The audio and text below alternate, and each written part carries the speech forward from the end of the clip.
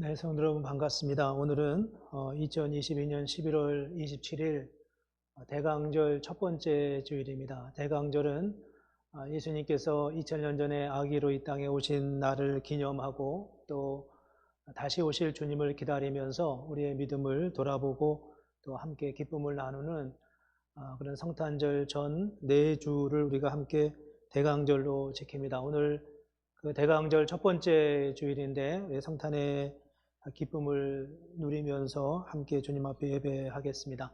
같이 합심해서 기도하겠습니다. 그러므로 주께서 친히 징조를 너희에게 주실 것이라.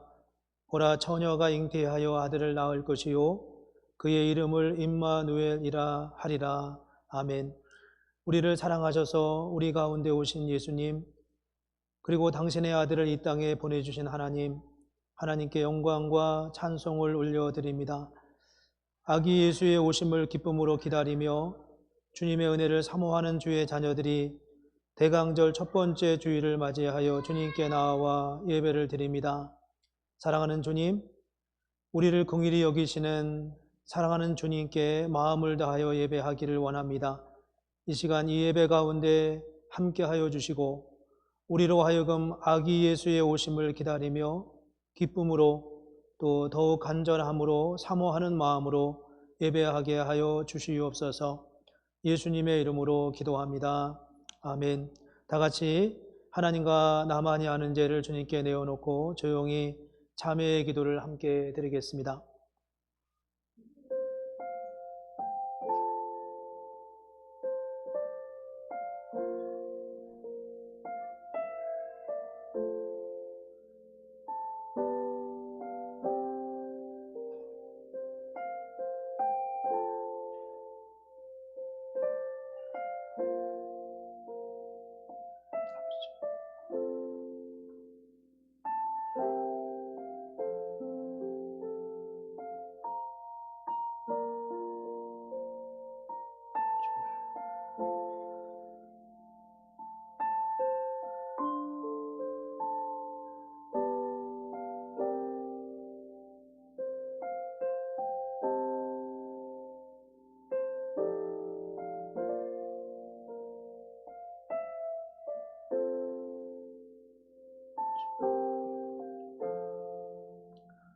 오늘 고백의 기도를 드리는 저와 여러분에게 주시는 하나님의 말씀입니다. 우리가 마음의 뿌림을 받아 악한 양심으로부터 벗어나고 몸은 맑은 물로 씻음을 받았으니 참 마음과 온전한 믿음으로 하나님께 나아가자. 아멘. 다 같이 사도신경으로 우리의 신앙을 함께 고백하겠습니다. 전능하사 천지를 만드신 하나님 아버지를 내가 믿사오며 그의 아들 우리 주 예수 그리스도를 믿사오니 이는 성령으로 잉태하사 동정녀 마리아에게 나시고 본디오 빌라도에게 고난을 받으사 십자가에 못 박혀 죽으시고 장사한 지 사흘 만에 죽은 자 가운데서 다시 살아나시며 하늘에 오르사 전능하신 하나님 우편에 앉아 계시다가 저리로서 산자와 죽은 자를 심판하러 오시리라.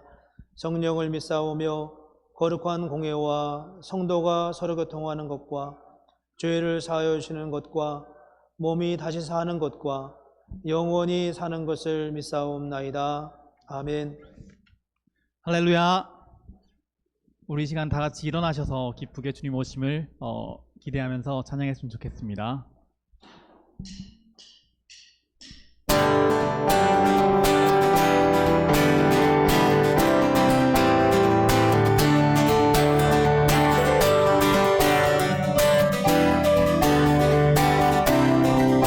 함께 기뻐하며 함께 노래 부르리. 소리 높여 할렐루야 부르리. 주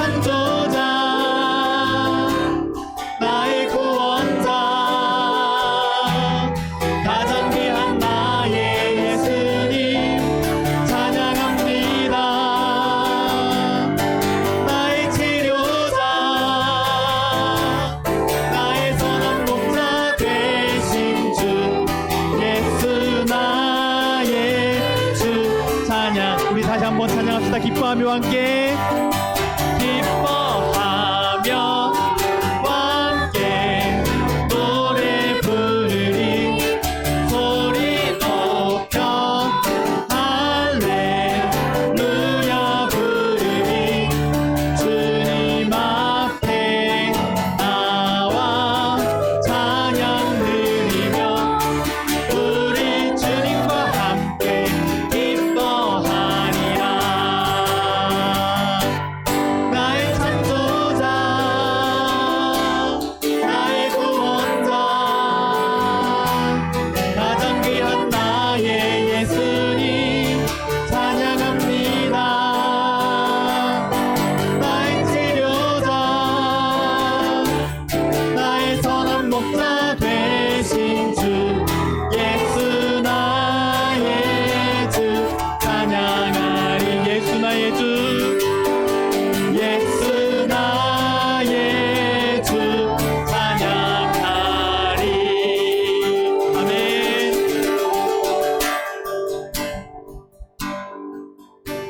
이 땅 위에 오신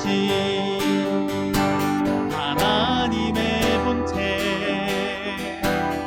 십자가에 달리사 우리 죄 사하셨네.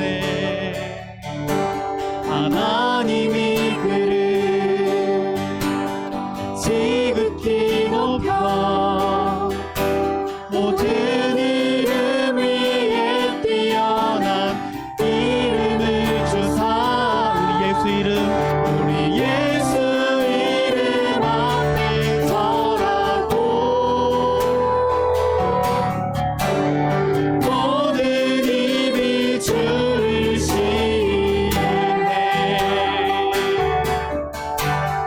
영광 중에 오실 주를 보리라. 선포해 함께 만세 존귀와 위엄을 찬양해.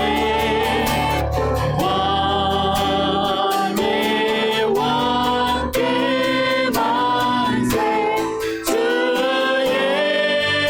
예수 하나님. 우리 고대하네 주님 오실 그날 다시 사신 왕의 영광 이 땅을 비추네. 사단의 권세는 주 앞에 무너져 생명과 진리의 주 권세 가장 높도다. 우리 예수 이름 앞에 절하고 모든 입이 주를 시인해. 영광 중에 오실 주를 보리라. 선포해 왕의 만세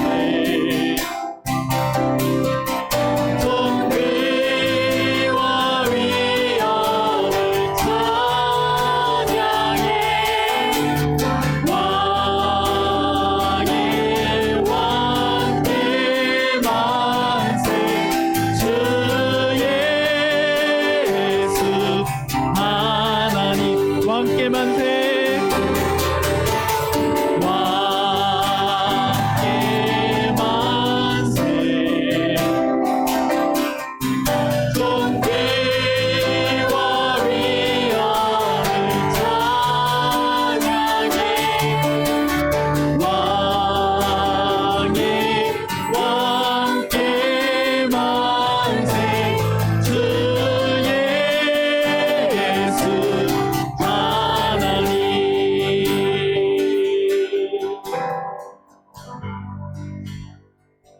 다 같이 앉아서 계속 찬양하시겠습니다.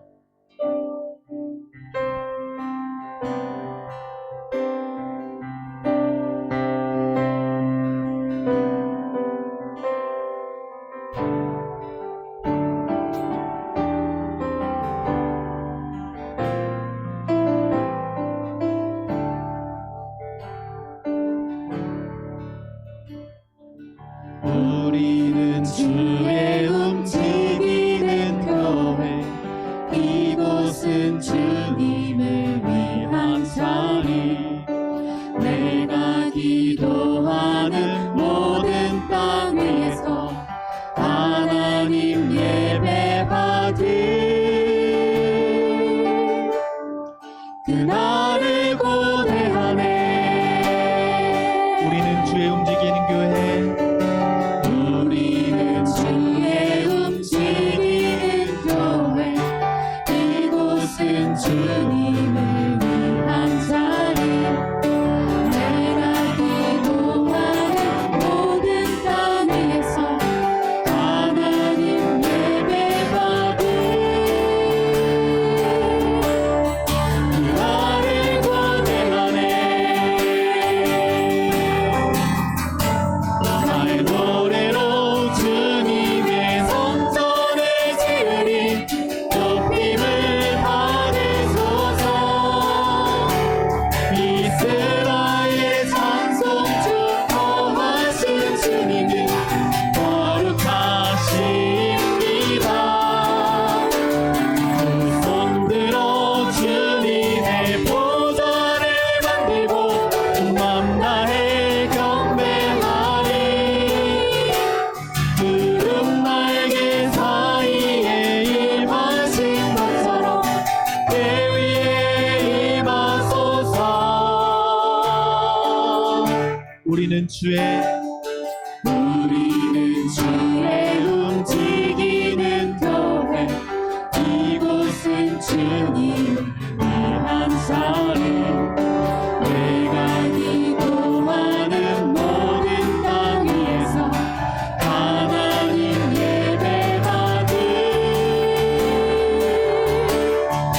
나를 고대하네. 나의 노래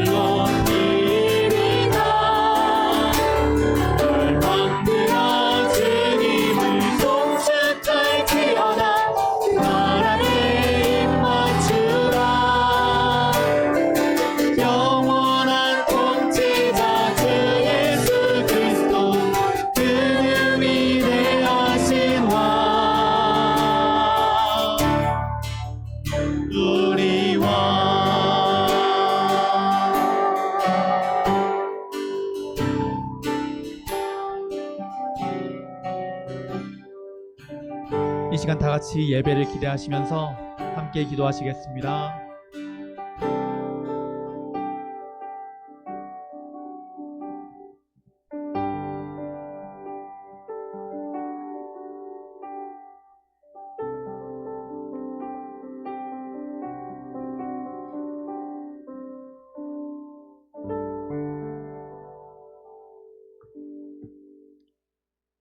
기도드리겠습니다. 사랑과 은혜가 많으신 주님, 오늘 또 좋은 날을 주시고 주님 앞에 나와 예배 드릴 수 있게 해주심에 감사드립니다. 11월 한 달은 저희가 감사의 달로 새기고 주님이 주신 모든 것들에 감사하는 기회로 삼았습니다. 감사의 가지수를 헤아려 보니 모자람 없이 주신 주님의 은혜에 놀라게 됩니다. 저희가 보지 못한 것들까지 보시고 계획하고 실행하시는 주님은 그 선하심으로 저희들의 삶을 늘 풍성하게 채워주십니다. 간구하는 중에 부린 욕심을 깨닫게 해주시고 생각하지 못한 부분까지 챙겨주시는 주님의 은혜에 감사할 거리를 헤아린다는 것이 때론 어리석다고 느끼기도 됩니다. 무엇보다도 감사한 것은 죄 중에 있던 저희들을 건지시고 새 생명을 주심입니다. 죄인이었던 옛사람을 버리고 성령의 도우심과 내재하심으로 새 사람이 된 저희들을 지성과 감성과 의지를 모두 모아 주님과 전인격적인 만남으로 다시 태어났습니다.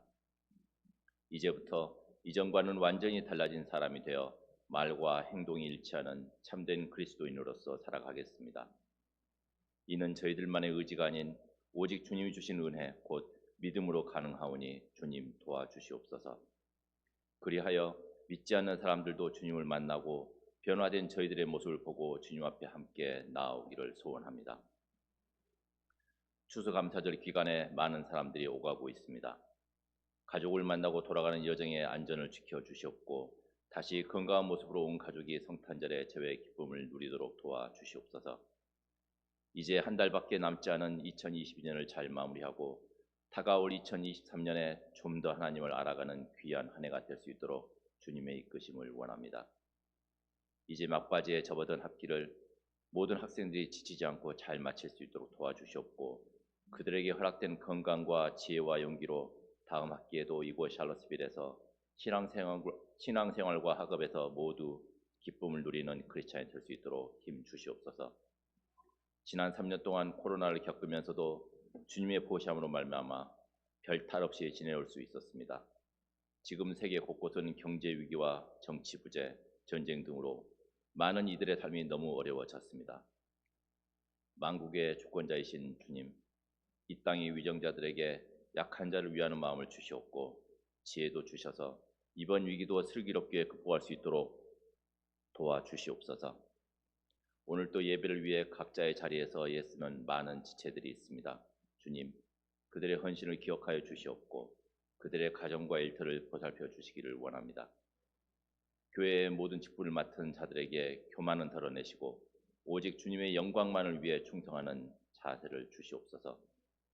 오늘 또 위층과 아래층에서 주님이 주신 말씀을 전하실 주병렬 담임 목사님과 교회학교 임준선 목사님을 위해 기도드립니다. 두 분에게 영육간의 강건함을 주시옵고 주께서 이곳에 보내신 종들이오니 이 선한 싸움 끝까지 달려갈 수 있도록 지켜주시옵소서. 이제 주병렬 목사님의 입술을 통해 주님의 생명 말씀을 듣고자 합니다. 저희들의 몸과 마음이 온전히 주님의 말씀에 집중하고 이 시간을 통해 깨닫고 결단하며 또한 회개하는 마음을 주시옵소서. 저에게 항상 좋은 것만을 주시는 주님의 은혜에 감사드리며 이 모든 말씀 사랑하는 우리 주 예수 그리스도의 귀하신 이름으로 기도드립니다.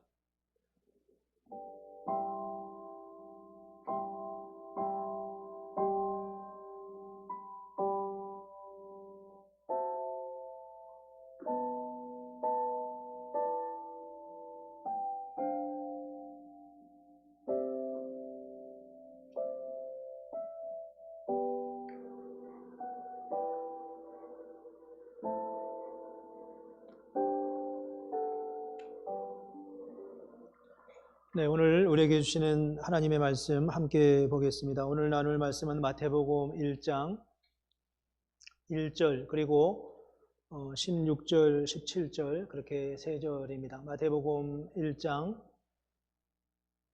1절 그리고 16절, 17절 함께 여러분 가지고 계신 순서지에도 나와 있습니다. 같이 보겠습니다.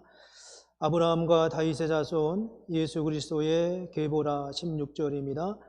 야곱은 마리아의 남편 요셉을 낳았으니 마리아에게서 그리스도라 칭하는 예수가 나시니라.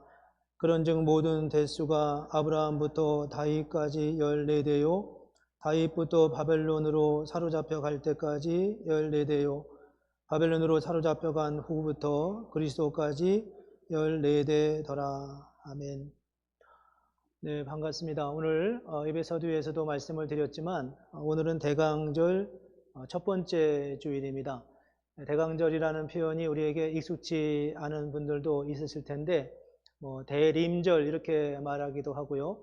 주님이 오심을 기다리는 그런 절기입니다. 성탄절 전 4주간을 우리가 절기로 지키면서 아기 예수로 오신 예수님을 맞이할 준비를 하고 또 이미 오셨다 가신 그 부활하신 주님이 다시 오실 날을 기다리면서 종말적 신앙을 점검하는 그런 시간이 바로 대강절입니다. 이 대강절이 이제 성탄절을 우리가 맞이하면서 성탄절은 우리에게 늘 기쁘고 또 아주 밝은 분위기를 주고 또 그에 비해서 이제 고난주간과 부활주일은 우리에게 좀 어둡기도 하고 무거운 그런 진중한 느낌을 갖게 하기도 하죠. 그래서 성탄절의 의미가 우리에게 조금 그냥 스쳐가듯이 우리만 즐거워하는 것이 아니라 예수를 안 믿는 사람들에게도 함께 즐거워할 수 있는 그런 지극히 일상적이고 평범한 한 세속적인 절기처럼 느껴질 때가 참 많이 있습니다. 성탄의 어떤 기쁨과 무게가 가볍게 느껴지는 그런 측면이 있어서 때로는 좀 아쉬운 마음이 있기도 한데 사실 이 성탄의 의미 안에는 초림하신 처음 오신 예수님의 모습만이 아니라 다시 오실 주님을 기다리는 어떤 종말적 신앙을 돌아보는 그런 시기, 그런 절기라는 점을 생각해 보면 성탄의 무게를, 성탄의 의미를 더 깊이 있게 생각하게 됩니다.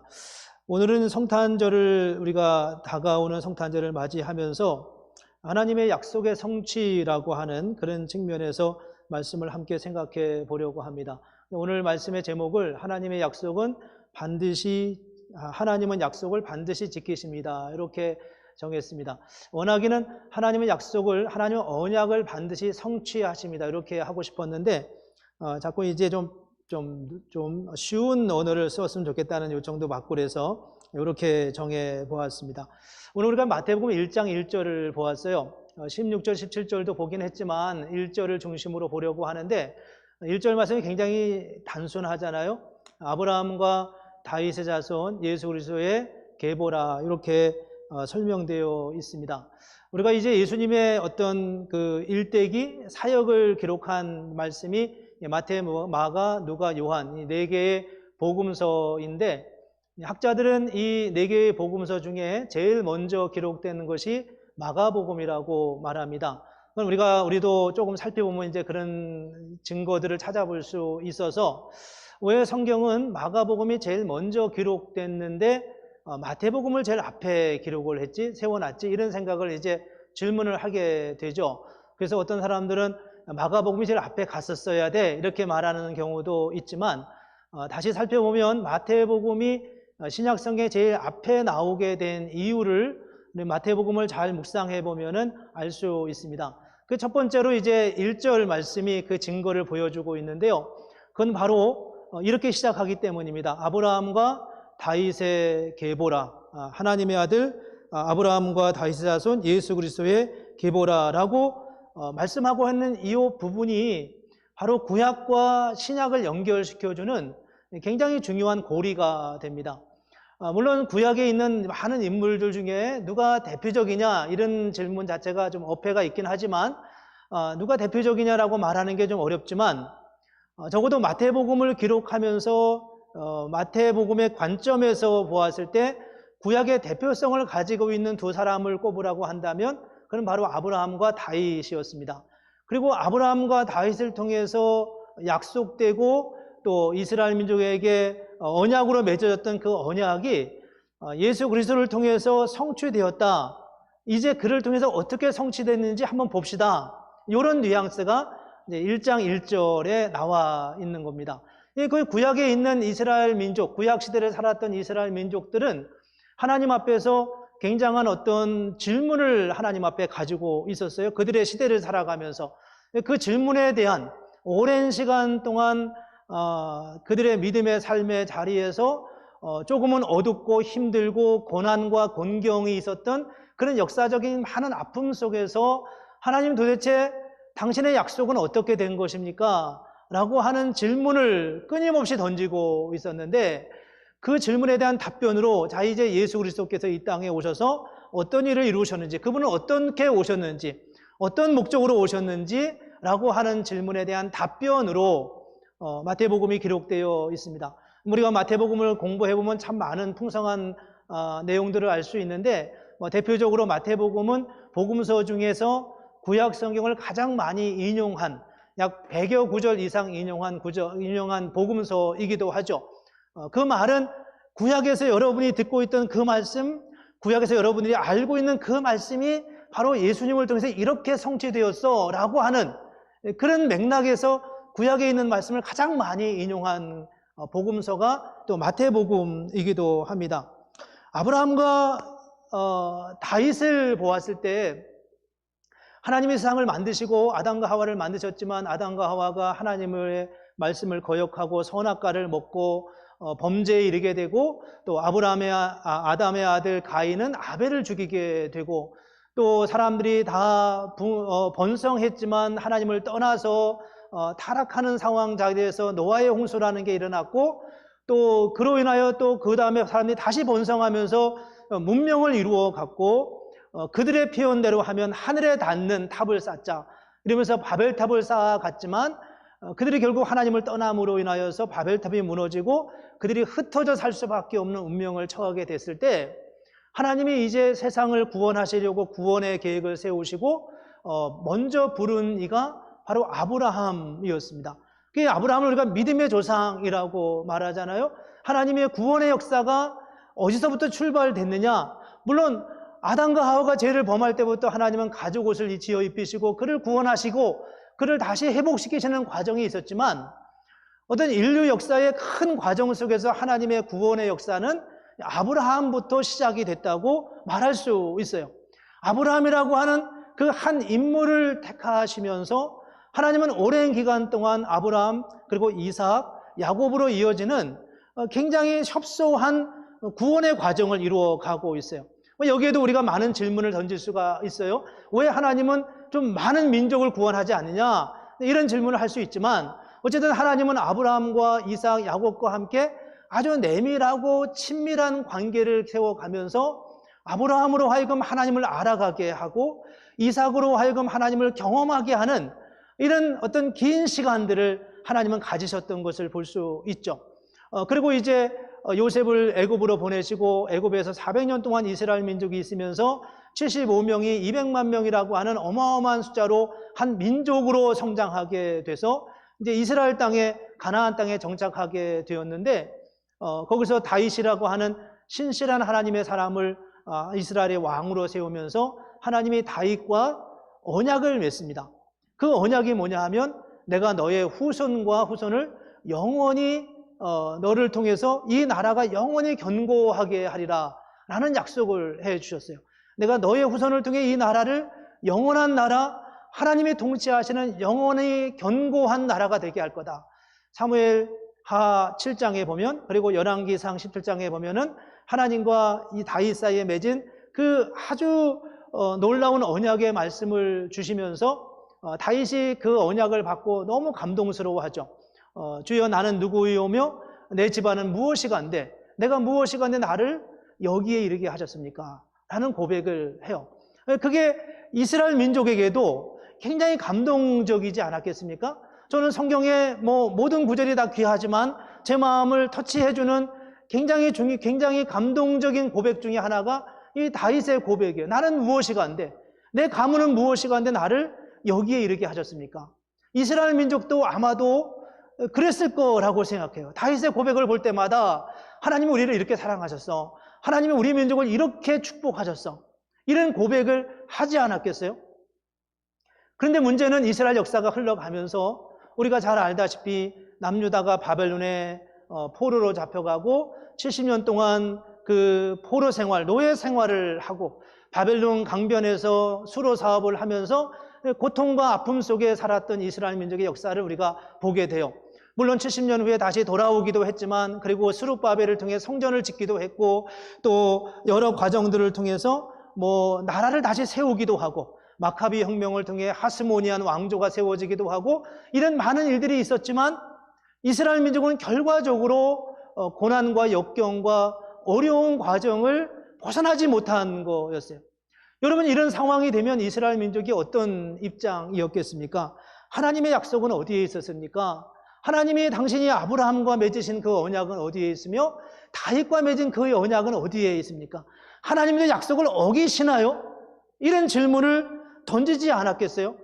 그들이 하나님을 완전히 부정한 것은 아니지만 어느덧 자기도 모르는 사이에 하나님의 계시가 끊어지고 하나님의 음성이 들리지 않고 답답하고 하나님의 임재를 경험할 수 없는 그런 좀 아주 피폐하고 괴롭고 힘든 시간들을 수백 년의 세월을 보내왔습니다.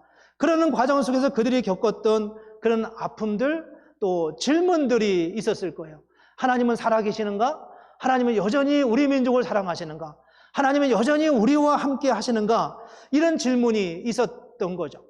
저는 그 중에 가장 대표적인 그런 질문을 던진 사람들이 바리새인과 사두개인이었을 거라고 생각해요. 아이러니하게도 그들은 성경을 가장 많이 아는 사람들이었고 성경을 가르치는 사람이었는데, 이건 저의 물론 묵상입니다만 어쩌면 그 시대에 가장 하나님에 대해서 뚜렷한 가장 궁극적인 질문을 던진 사람은 그들이 아니었을까?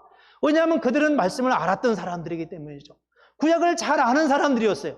하나님이 어떻게 우리 가운데 약속하시는 분인지를 알았는데 그 약속이 아무것도 없는 채 이렇게 이스라엘 민족이 고난과 역경 속에 있는 것을 보면서 아픔 속에 있었던, 답답함 속에 있었던 그들의 마음을 우리가 볼 수 있어요. 그래서 예수님이 이 땅에 오셨을 때 기적을 행하고 하나님 나라에 대해서 말씀하고 바다 위를 건너시고 바다를 잔잔케 하시고 우리가 말할 수 없는, 상상할 수 없는 기적을 행하셨지만 그럼에도 불구하고 그분이 예수님이 하나님의 아들이심을 인정하지 않고 당신이 하나님의 아들인 증거를 내봐라. 근데 끊임없이 요구하잖아요. 그렇게 끊임없이 요구하는 그 바리새인들의 심성 속에 무엇이 있었겠습니까? 그건 바로 상처였고 아픔이었고 그리고 곤고였고, 그들의 그 역사 속에 담겨져 있는 그들의 아픔을 우리가 여기서 살펴볼 수가 있어요. 그래서 이제 오늘 이 본문의 말씀은 그런 이스라엘 민족이 긴 역사 속에서 하나님을 향하여 가지고 있었던 그들의 질문, 그리고 하나님 앞에 하나님의 어떤 존재의 여부, 하나님의 임재의 여부, 하나님이 여전히 우리와 함께 하시는지, 이런 질문에 대한 답변을 지금 하고 있는데 그 답변의 첫 성이 바로 오늘 본문의 말씀이었다는 거예요. 아브라함과 다윗의 자손 예수 그리스도의 세계라라고 말씀하는 거죠. 그래서 마태복음은 유대인들이 그렇게 간절히 기다리던 하나님의 구원의 역사가 예수 그리스도를 통해서 성취되었다고 하는 굉장히 큰 어떤 나팔로 부는 것 같은 그런 선언적인 의미가 마태복음의 말씀이라고 할 수 있습니다.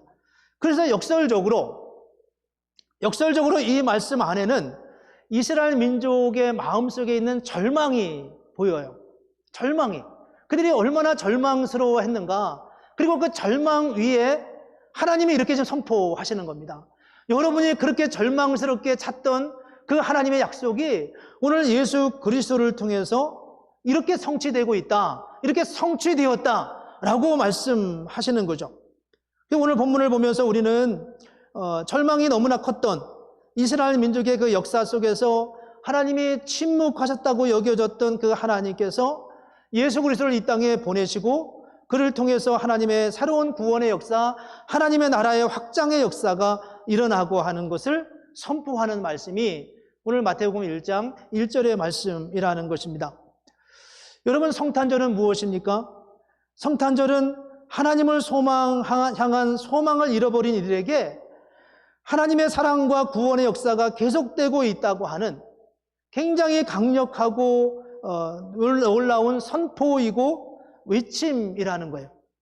성탄절은 하나님 나라에 대한 소망을 잃어버린 사람들, 그래서 하나님께 더 가까이 나오려고 하지 않는, 심지어는 하나님을 부정하는 사람들, 하나님을 부인하는 사람들, 아니 하나님을 인정하긴 있지만, 명목상 인정하지만, 우리 부모님이 예수를 믿었기 때문에 나도 예수를 믿고, 많은 사람은 어려서부터 교회 다니는 것이 그냥 체질이 되어서 그렇게 교회를 나가긴 하지만, 바리새인처럼 사두개인들처럼 하나님을 부정할 수는 없지만, 막상 하나님이 우리 앞에 왔을 때 그분을 인정하고 받아들이기는 너무나 버거웠던 그들의 삶의 역사, 두껍게 가려져 있는 그런 삶에 우리의 마음의 외피를 뜯어버리고 주님의 오심을 영접하고 받아들이고 다시 주님과 함께 동행하기를 외치시는 성경의 선포이고 하나님의 말씀이었다고 하는 것입니다. 저는 우리가 지금 살아가고 있는 이 시대도 예수님 당시의 시대와 거의 흡사 동일하다는 생각을 갖습니다. 저만의 고백은 아닐 거라고 생각을 해요. 현대인들은 유별나게 복음에 대하여 반대합니다. 물론 이전 시대 어느 시대치고 복음에 대해서 무조건 찬성하거나 안 믿는 사람들이 무조건 호의적인 시대는 그렇게 많지는 않았을 거예요. 1세기 교회가 가장 박해가 심했고요. 그렇다고 해서 그 다음 20세 지나온 2000년 기간 동안에 예수를 믿는다는 것 때문에 박해가 그렇게 녹록하게 어렵지 않았던 시대는 없었습니다. 그러나 오늘 이 시대만큼 이렇게 열려진 시대이고 개방적인 시대이고 다른 사람의 생각을 인정하려고 하는 이런 시대 속에서 복음에 대하여 이렇게 유별나게 반대하고 집요하게 반대하는 그런 시대는 역사상 그렇게 많지 않았다고 생각합니다. 유별나게 1세기 교회와 같은 그런 성격을 우리는 자세히 보면 들여다볼 수 있어요. 요즘은 심지어 무신론도 종교라고 하잖아요. 무신론도 종교라고요. 하나님은 없다고 하는 것을 굳이 강조하는, 여러분 기억하시나요? 굉장히 오래전, 이미 제가 찾아보니까 2008년도 일이라고 생각하는 나와 있던데, 신은 없다라고 하는 이 표현을 버스 옆에다가 붙여놓고서, 그리고 그 신 존재를 부정하는 이런 어떤 외침을 이 시대 사람들이 얼마나 강하게 했었는지 모르죠. 저는 그때도 그런 생각을 했어요. 왜 사람들이 굳이 그렇지? 아니, 안 믿으면 그냥 안 믿는 대로 가만히 있으면 되지. 나는 상관없어 이렇게 말하면 되지. 왜 굳이 예수를 믿는 사람들을 향하여서 굳이 그렇게 외치냐고요. 그게 이상하지 않나요? 굳이 그럴 이유는 없지 않습니까? 물론 개별적으로 그런 사람이 있을 수는 있어요. 나와 관련 있는 사람이 예수를 믿는데 내가 그에게 손해를 봤다든지 어려움을 당하든지 그러면 그럴 수 있지만, 그게 어떤 이 세상의 흐름처럼, 굉장히 주도적인 흐름처럼 그런 흐름이 이어가는 거에 대해서는 이거 왜 이러지 이런 생각이 들지 않을 수가 없어요. 왜 그랬을까요? 거기에는 사람들의 절망이 저는 있다고 생각해요. 하나님이 수천 년 동안 이어온 그 약속이 현실 내가 살아가고 있는 내 삶의 자리에서 일어나지 않고 있는 거죠. 절망하는 거예요.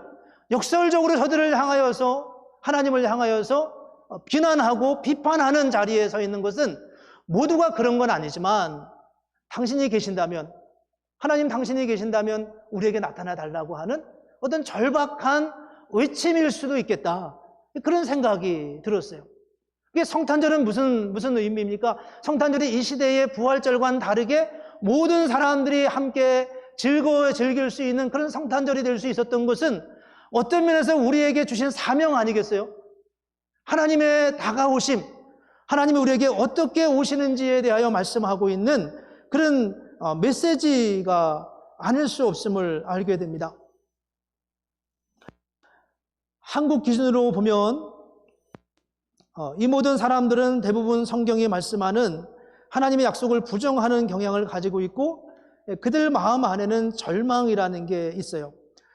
왜 당신들이 말하는 그 약속은 어디 있느냐라고 질문하는 거죠. 한국 기준으로 하면 혼자 사는 사람의 비율이 3분의 1이 넘는다고 합니다. 그 중에 대부분은 다 결혼하지 않은 젊은 사람들이 주된 부류를 차지하고 있겠죠. 그들이 결혼하지 않는 중요한 이유는 대부분 그들이 이전 세대 사람들보다 훨씬 더 어려운 상황 속에 살아가고 있기 때문이라고 해요. 이 말이 굉장히 저는 아이러니하다고 생각합니다. 이 시대가 과거 어느 시대보다 힘들고 어려운 시대이기 때문에 젊은 사람들이 결혼을 꺼려 한다는 거예요. 여기 보면은 그럴 수 있겠다 싶어요. 정말 미래를 담보해낼 수 없는 그런 시대를 살아가면서 사람들이 결혼을 포기하고 그렇게 살아가는 것을 볼 수 있어요. 공감 가는 부분들이 적지 않습니다. 요즘은 어떤 분야든지 경쟁이 너무 심해서 정말 잠깐만 한눈을 팔아도 모든 걸 다 잃어버릴 수 있는 그런 시대에 살아가는 것 같아요. 뭐 요즘 많이 하는 유튜브 하는 사람들도 그렇고, 연예인은 뭐 말할 것도 없고요. 운동선수들도 말할 것도 없고요. 그런 상황 속에서 그래서 사람들은 그들의 소망을 잃어버린 상황 속에 살아가고 있죠. 그렇지만 성경의 선포에 대해서도 그들은 강하게 부정합니다. 당신들이 말하는 그 소망이 어디 있냐고요. 사람들은 다 우리에게 그렇게 질문하고 있다고 생각해요. 우리가 이렇게 절망하고 있는 사이에 당신들은 늘 소망을 이야기하는데, 당신은 늘 하나님이 역사했다고 말하는데 그 하나님이 어디 있느냐라는 질문을 우리에게 던지고 있죠. 그래서 오늘 그런 관점에서도 오늘 말씀을 다시 봅니다. 아브라함과 다윗의 자손 예수 그리스도의 계보라. 하나님의 약속이 아브라함을 통해 다윗을 통해 이어왔던 그 약속이 오늘 우리에게 다시 이제 성취되고 있다라고 말씀하는 것이 성탄의 출발이라는 것입니다. 여러분, 하나님은 우리 가운데 어떻게 일하시나요? 오늘 제가 제목에서 말씀드린 것처럼 하나님의 약속은 반드시 성취됩니다.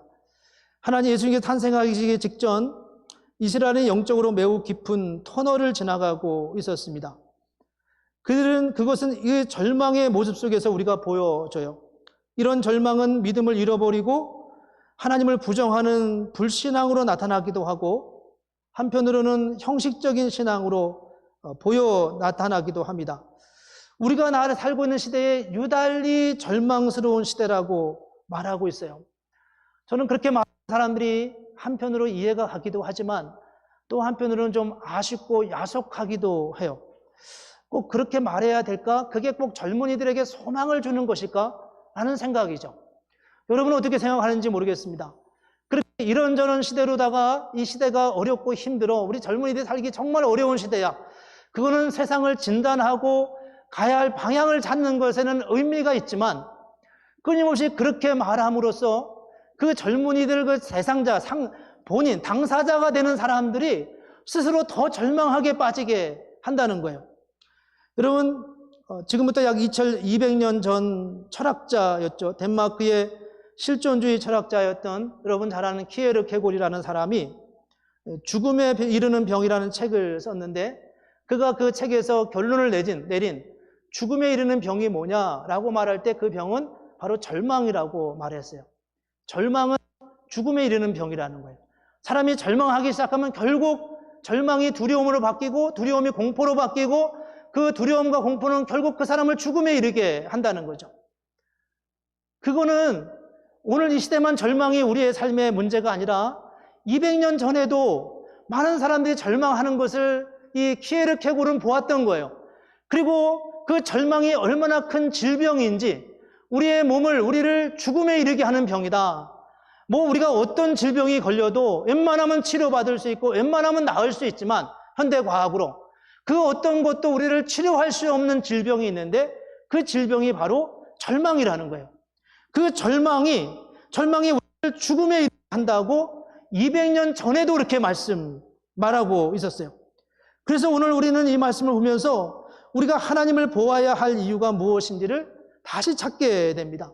오늘 하나님께서 하나님의 아브라함과 다윗의 자손 예수 그리스도의 족보라, 예수 그리스도의 계보라라고 하는 이 말씀의 선포가 우리에게 왜 중요한지를 알게 하십니다. 그 당시도 절망이었어요. 아니, 유대의 역사를 보면 우리가 가장 많은 수많은 이 땅의 민족들 중에 가장 비극적이고 가장 고된 삶을 살아간 사람들이 유대인들 아니었습니까? 근데 그들의 절망 속에서 그 절망의 자리에 하나님이 선포하신 말씀이 바로 이 말씀이었다는 거죠. 하나님은 어떤 분이십니까? 하나님은 당신의 약속을 지키시는 분이라는 거예요. 이스라엘 역사 속에서 우리는 하나님의 그 지키시는 그 역사가 얼마나 놀라웠는지를 우리는 수많은 역사 속에서 볼 수 있어요. 이스라엘 민족이 애굽에서 나오는 출애굽의 과정에서도 볼 수 있고요. 이스라엘 민족이 바벨론의 포로로 잡혀가서 70년 동안 그렇게 노예 생활을 하고 포로민으로 살아가면서 오진 각대와 어려움을 겪었지만 그 삶의 자리에서 그들은 성경을 다시 편집하고 또 하나님이 주신 계시의 말씀을 들으면서 에스라는 역대상, 역대하 말씀을 보면서 이스라엘의 역사를 새롭게 이해하기 시작했고, 하나님의 역사가 여기서 끝나는 게 아니라 새로운 하나님의 이어간다고 하는 하나님의 은혜의 역사를 이렇게 보여주고 있는 것을 볼 수 있어요. 하다못해 하나님은 발람이라고 하는 이방 선지자를 통해서 이런 말씀을 하시잖아요. 하나님은 사람이 아니시니 거짓말하지 않으시고 인생이 아니시니 후회가 없으시도다. 어찌 그 말씀하신 바를 행하지 않으시며 하신 말씀을 실행하지 않으시랴. 이 말씀을 믿으십니까? 하나님은 우리 가운데 약속하신 그 약속을 어김없이 행하신다고 말씀하고 있습니다. 그리고 또 우리는 이런 오해를 가지고 있어요. 하나님의 약속은 늘 더디게 이루어진다고요. 더디게 이루어진다. 전도서 3장 1절에 보면 이런 말씀이 있어요. 범사에 기한이 있고 천하 만사가 다 때가 있나니 날 때가 있고 죽을 때가 있으며 심을 때가 있고 심을 것을 뽑을 때가 있다. 또 우리가 이 말씀을 묵상하면 대개 이제 우리는 그런 생각을 합니다. 하나님은 어떤 일을 하실 때 서두르지 않고 때에 맞게 천천히 그 일을 하신다. 이런 생각을 가지고 있어요. 그래서 우리는 늘 기다림에 대한 게 굉장히 믿음에서 중요한 덕목으로 생각해요. 물론 그 말은 맞긴 맞지만 하나님이 늘 그러신가요? 저는 그렇지 않다고 생각해요. 하나님은 우리보다 늘 더 다급하신 분이라고 생각해요. 하나님은 우리보다 더 급하게 일하시는 분이세요. 어떤 면에서는 예를 들어 본다면요, 여러분 이스라엘 민족이 애굽에서 나올 때 그들이 400년의 노예 생활을 하고 나오잖아요. 10가지 재앙을 통해 나왔습니다. 그리고 정말 그 기적적인 방법으로 애굽에서 탈출했어요. 근데 얼마 못 가서 그들이 맞닥뜨린 곳이 바로 홍해라고 하는 어마어마한 바다가 흘러가고 있는 곳이었어요. 그 홍해가 흘러가고 있는 그 앞에 그들이 멈춰서서 또다시 절망하죠. 우리가 차라리 애굽으로 돌아가는 게 낫겠다. 차라리 우리가 거기 있었은 게 더 좋았겠다. 이런 생각을 하죠. 그때 하나님은 어떤 일을 행하셨냐 하면 홍해를 갈라내세요. 우리는 이 말씀을 보면서 이 말씀 내가 알아. 하나님은 원래부터 그런 의도를 가지고 있었어. 이렇게 생각하죠. 물론 그러셨을 거예요. 그러나 다시 이스라엘 민족의 입장에서 생각해 보죠. 우리가 그 자리에 있었다고 생각해 보는 거예요. 우리가 출애굽의 대열에 같이 있었어요. 하나님의 은혜로 출애굽해서 열심히 힘있게 룰루랄라 하면서 신나는 마음으로 출애굽해 나가고 있어요. 근데 얼마 못 가서 홍해를 맞닥뜨렸습니다. 이게 뭐야? 이런 생각을 하잖아요. 어떻게 하나님이 일하시지? 지나온 400년 동안 우리를 준비시켜서 여기까지 인도하셨는데 또 다른 절망스러운 상황 앞에 놓여 있어서 우리가 어떻게 해야지? 얼마를 기다려야 돼? 얼마를 우리가 고난 가운데 다시 고난의 세월을 보내야 돼? 다시 애굽으로 돌아갔다가 우리가 얼마간의 세월을 다시 보낸 후에서야 다시 출애굽할 수 있을까? 많은 상상이 거기에 일어나지 않겠어요? 근데 하나님이 어떻게 하셨어요? 그들 앞에서 홍해가 갈라지는 것을 보게 하셨어요. 그게 하나님의 마음 아니겠습니까? 그 상황에 우리가 있었다면 우리는 그렇게 고백했을 거예요. 하나님 이것까지 기대하지는 않았습니다. 이것까지 바라지는 않았어요. 근데 하나님이 여기까지 인도하셨고 이렇게까지도 역사하셨어요. 얼마나 하나님이 급하셨으면, 얼마나 하나님이 다급하게 일하시면 그렇게 말하셨겠냐는 거예요. 우리가 하나님을 늘 하나님에 대해서 말하면 하나님은 인내하고 기다리고 하나님은 당신의 때에 맞춰서 일하신다 이렇게 말하지만 사실은 하나님은 늘 느리고 더디게 일하시는 분처럼 말해요. 하나님이 그러시냐는 거예요. 그렇지 않다는 것을 우리에게 보여주고 있습니다. 저는 찬양 중에 이 찬양이 참 제 마음에 많이 감동을 줍니다. 나는 믿네라는 찬양이죠. 내게 허락한 시련을 통해 나의 믿음은 더욱 강하게 자라나고 험한 산과 골짜기 지나는 동안 죽기에 더 가까이 이 나를 이끄시네. 그리고 그 다음 표현이에요. 내 앞에 바다가 갈라지지 않으면 주가 나로 바다 위 걷게 하네. 이 표현이 저는 이 표현을 할 때마다 정말 마음에 감동이 있어요. 내 앞에 바다가 갈라지지 않으면 주께서 나로 바다 위를 걷게 하신다라고 말씀하고 있습니다. 주님께서 병자를 고치시면서 그러잖아요. 하나님의 나라가 너희에게 가까이 왔다. 이미 하나님의 나라는 너희 안에 왔어. 하나님의 통치가 있는 거야 라고 말씀하고 있습니다. 하나님의 나라는 시차를 두지 않고 우리 가운데 나가오시는 것을 우리가 볼 수 있어요. 하나님은 만세가 때가 있다는 말로 모든 것을 미루시는 분처럼 생각하지만 사실은 하나님은 우리 가운데 얼마나 다급하게 우리와 함께 하시는지를 보여주고 있습니다. 또한 하나님은 우리의 삶 가운데 더 궁극적인 방법으로 우리를 이끌어 가세요. 무슨 말이냐 하면 하나님이 우리에게 삶의 길을 인도하시는 과정 속에서 우리에게 절벽이 있고 어려움이 있고 고난이 있고 공경이 있는데 그래서 실패했는데 그 실패를 통해서 오히려 하나님은 더 선하고 아름다운 하나님의 목적한 바로 이끌어 가시고 인도하시는 그 자리에 이르게 하시는 것을 볼 수 있습니다. 이스라엘의 주 70년에 로마 장수 타이터스 장군에 의해서 예루살렘 성전이 멸망하잖아요. 무너지잖아요. 거기 뭐 황금과 대리석으로 만들어가지고 군인들이 와서 그 황금을 캐기 위해서 돌을 다 부쉈다고 하잖아요. 통곡의 벽이라고 하는 거 하나 남겨놓고는 그들이 와서 의도적으로 그걸 다 부수면서 금을 찾기 위해서 정말 성경의 말씀대로 돌 하나도 돌 위에 남지 않을 만큼 그렇게 산산이 다 부숴버렸습니다. 그들은 더 이상 예배의 자리가 없었고 성전이라는 게 없었어요. 그런데 놀랍게도 하나님은 사도 바울을 통해서 고린도 교회에 이미 이런 말씀을 하셨습니다. 너희 몸은 너희가 하나님께로부터 받은 바 너희 가운데 계신 성령의 전인 줄 알지 못하느냐. 너희는 너희가 하나님의 성전인 것과 하나님의 성령이 너희 안에 계시는 것을 알지 못하느냐.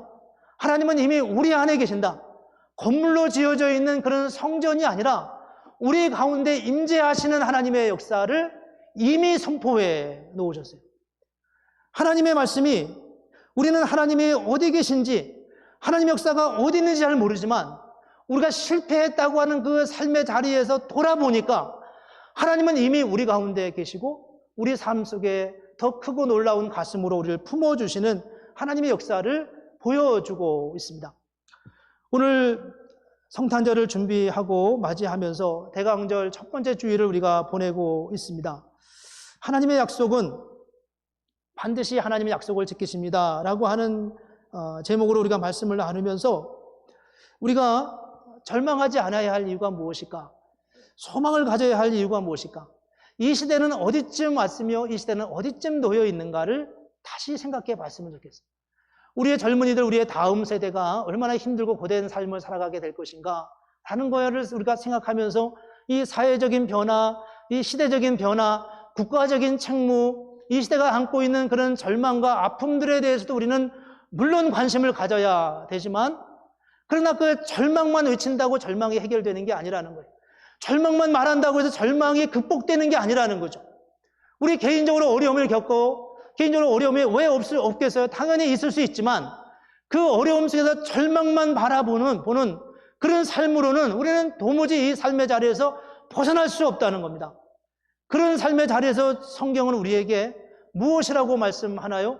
아브라함과 다윗의 자손 예수 그리스도의 계보다 여러분들이 그렇게 기다리다가 실망하고 낙심한 여러분의 자리에서 주님이 그 약속을 성취하실 것이라고 다시 말씀하시는 주님의 약속의 말씀을 오늘 대강절 첫 번째 주일에 저와 여러분에게 말씀하고 있습니다.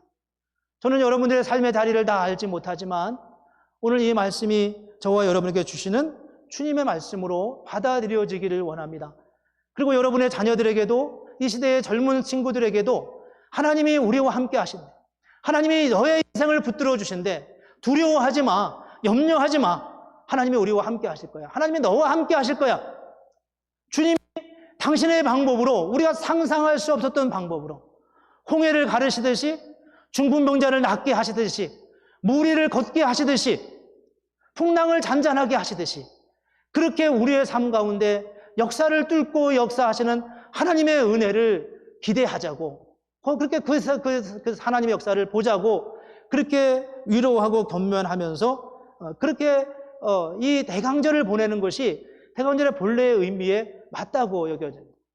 여러분 주위에 반기독교적이고 믿음의 삶을 여전히 하지 못하는 사람이 있다면 하나님이 주시는 이 소망으로 다시 그들을 격려하고 복음을 전하고 하나님의 은혜로 초청하는 그런 은혜가 있었으면 좋겠습니다. 오늘 이 말씀을 통해서 저와 여러분에게 은혜가 되고 또 새롭게 격려가 되는 그런 은혜가 있기를 주님의 이름으로 축복합니다. 기도하겠습니다. 거룩하신 하나님, 하나님의 은혜를 감사합니다. 대강절 첫 번째 주일을 맞아 아브라함과 다윗의 자손 예수 그리스도의 계보라고 말씀하시고 예수님을 통해 우리에게 보여주시는 그 놀라운 구원의 역사, 놀라운 복음의 역사를 우리가 받고 절망스러운 세상 속에 하나님을 바라보며 다시 하나님께 나아가는 그런 은혜가 있기를 하나님 원합니다. 아버지 하나님, 우리 가운데 또 이 복음을 가지고 또 한 주간 승리하며 기쁨으로 주님을 찬송하며 살아가는 복된 하나님의 자녀들 되게 하여 주시옵소서. 예수님의 이름으로 기도합니다. 아멘. 네, 감사합니다. 오늘 광고 드리기 전에 우리 처음 오신 분들도 방문하신 분들 잠깐 소개하고 환영하는 시간을 갖겠습니다. 사실은 2주 전부터 우리 교회 예배를 참석하셨는데 소개할 기회가 없었어요. 오셨나요? 제가 지금 여기서 금방 눈에 안 보이는데 우리 조셉 초이 또 조은재 자매님 부부인데 안 보이시는 것 같아요. 네, 우리 기억하시고 위에서 격려해주고 기도해 주시면 좋겠습니다. 지난해에도 우리 교회 방문하셨고 또 우리 함께 저와도 교통이 있었던 우리 집사님 가정이신데 오늘 휴가차 내려오셔서 함께 예배하십니다. 김현규 집사님, 박수진 집사님, 그리고 우리 따님 서연 자매 맥클린에서 방문하셨습니다. 어디 앉아 계시죠? 네, 네, 환영합니다. 네, 감사합니다.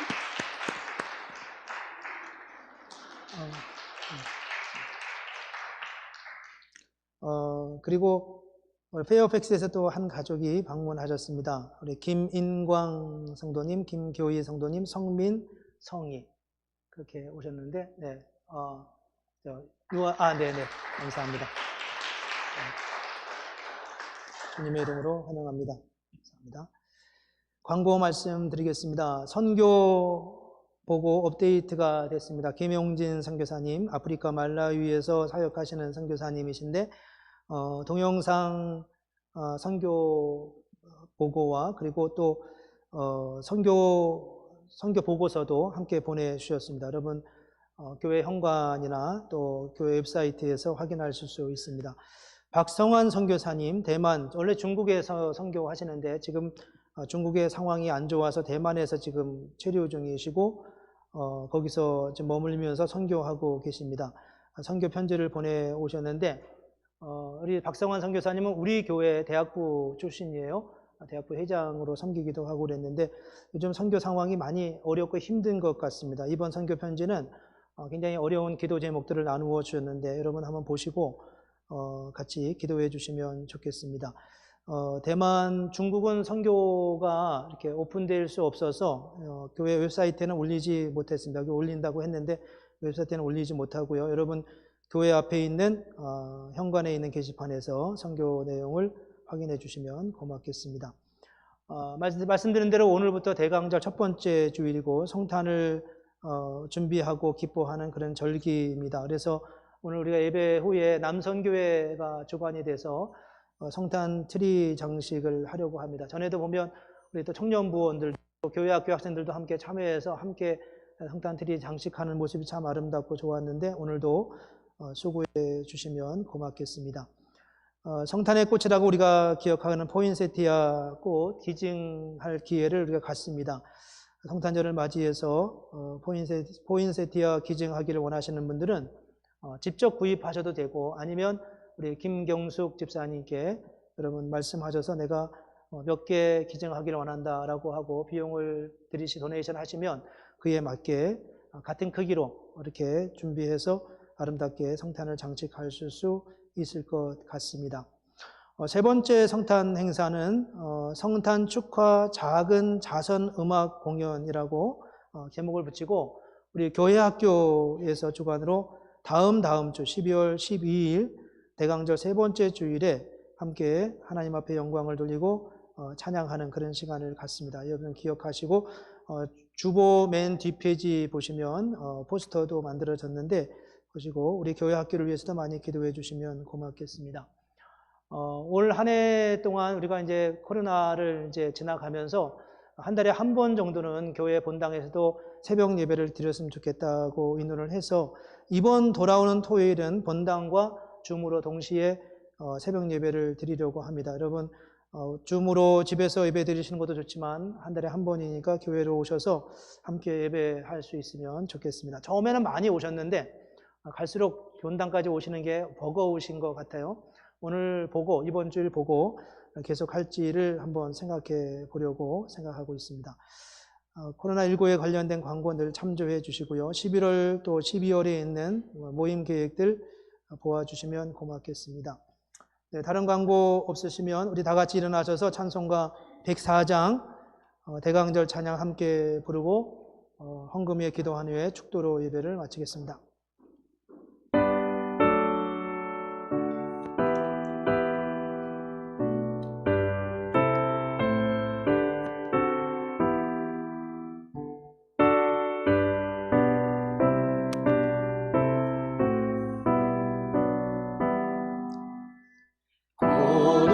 오소서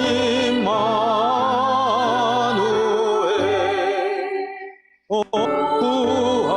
구하소서 이스라엘 그 보로 생활 보달마 메시아 기다립니다.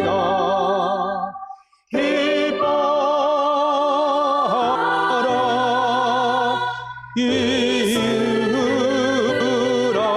이스라엘 포도시리오 임마누엘 고도서서 지혜의 주 온 만물 질서 주시고 참 진리의 길 보이사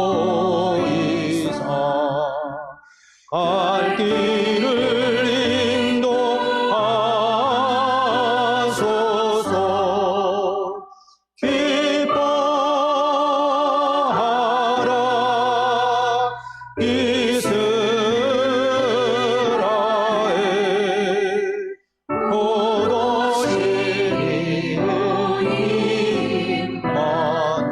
임마누엘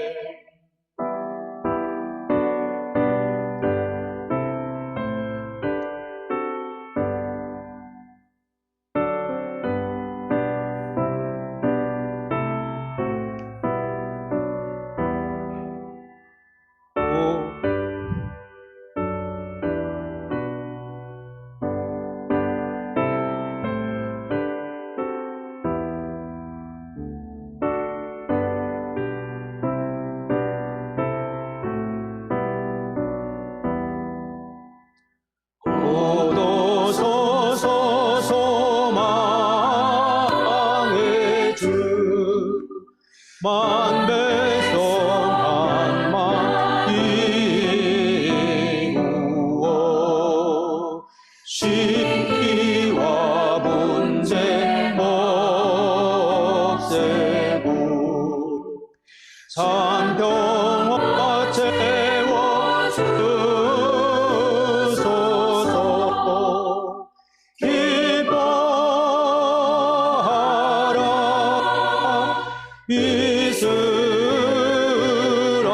이스라엘 포도시리오 임마누엘 아멘.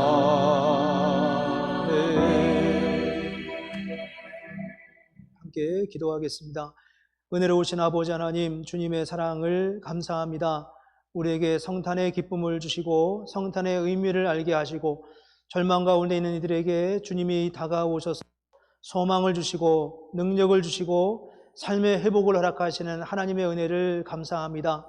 오늘도 우리가 대강절에 성탄의 기쁨을 가지고 주님 앞에 예배할 수 있게 하신 하나님의 그 은혜, 그 사랑을 감사하며 우리의 믿음의 고백으로 11조와 감사와 또 그 외의 주일 헌금과 여러 제목으로 주님 앞에 예물을 드렸습니다.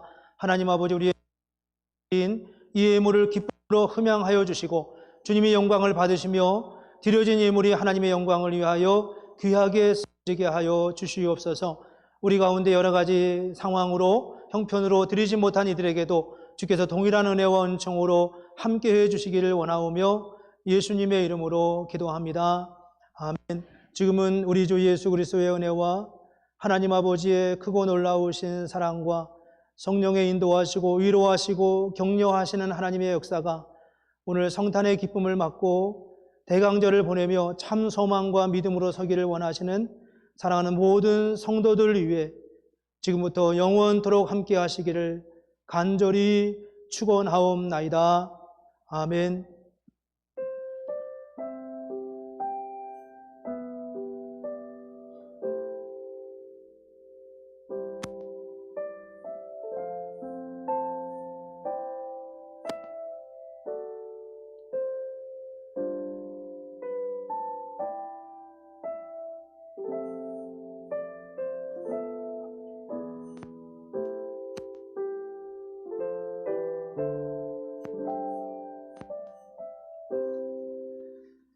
네, 감사합니다. 이상으로 오늘 예배를 마치겠습니다.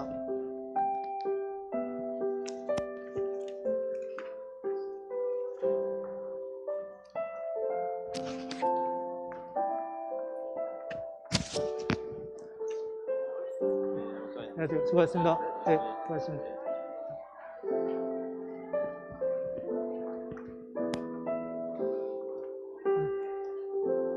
네, 안녕하세요. 안녕하세요.